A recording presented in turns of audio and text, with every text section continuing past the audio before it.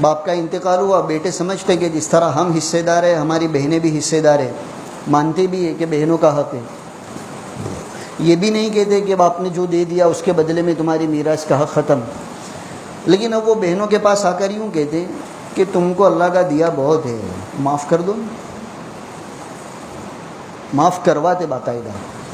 اور بہت سے موقع پر بھائی کہتے تو نہیں ہے لیکن بہنیں خود ہی اپنی مرضی سے کہتی ہے کہ بھائی ہم نے معاف کر دیا۔ حضرت تھانوی رحمۃ اللہ علیہ فرماتے، اور دوسری مسائل کی کتابوں میں بھی لکھا ہے کہ بہنوں کا بیٹیوں کا اس طرح زبان سے کہہ دینا کہ ہم نے معاف کر دیا، ان کا میراث کا حق ختم نہیں ہوتا۔ یہ بھی آج اچھی طرح سمجھ لینے کی ضرورت ہے۔ وہ بھائی تو یوں سمجھ رہا ہے کہ بہن نے لکھ کر دے دیا کہ میں نے معاف کر دیا ہے، لیکن بہن کے اس لکھنے سے بھی معاف نہیں ہوا، اب وہ بہن کا بھی انتقال ہوا۔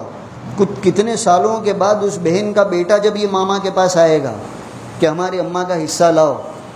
اور یہ بتائے گا کہ تیری اماں نے لکھ دیا تھا کہ میں نے معاف کر دیا ہے، مفتی صاحب کو پوچھیں گے وہ یہی جواب دیں گے کہ لکھنے کے باوجود حق معاف نہیں ہوا ہے، یہ بیٹا جو آیا ہے اپنی ماں کا حصہ مانگنے کے لیے وہ دینا پڑے گا۔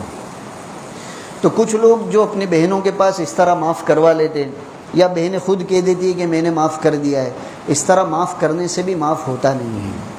اس کا بہتر طریقہ حضرت تھانوی رحمۃ اللہ علیہ فرماتے یہ کہ واقعتاً اگر بہنوں کو اپنے باپ کے حصے میں سے میراث نہیں چاہیے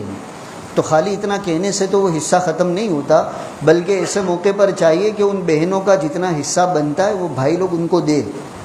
وہ رقم دے، بتا دے کہ فلاں زمین میں تمہارا اتنا حصہ ہے، ابا کی فلاں پراپرٹی میں تمہارا اتنا حصہ ہے، اس کا جو کرایہ آ رہا ہے اس کرائے میں تمہارا اتنا حصہ ہے، اور ایک مدت تک وہ بہن اپنے پاس رکھے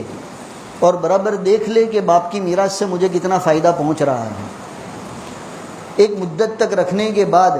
اس کے فائدے سامنے آنے کے بعد جب اس کا دل یوں کہتا ہے کہ نہیں مجھے اپنے بھائی کو واپس دے دینا چاہیے تو وہ دے۔